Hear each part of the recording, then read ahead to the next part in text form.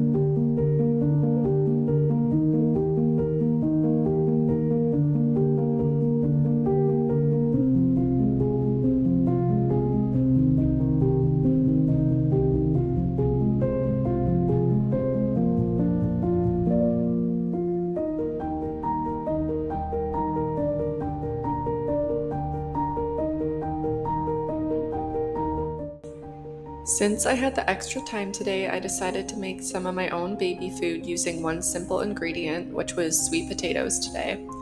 I used to buy those pouches that you could find at the grocery store, but I realized over time that I was probably spending hundreds of dollars on these little pouches that would only last for one meal or snack. And so I looked into it and realized how easy it is to make my own baby food at home. All you need is a steamer basket, a pot, a blender, or food processor of some sort. I put my baby food into ice cube trays and pop them in the freezer, and whenever my baby needs a snack, I can just pop them out and thaw them in the microwave.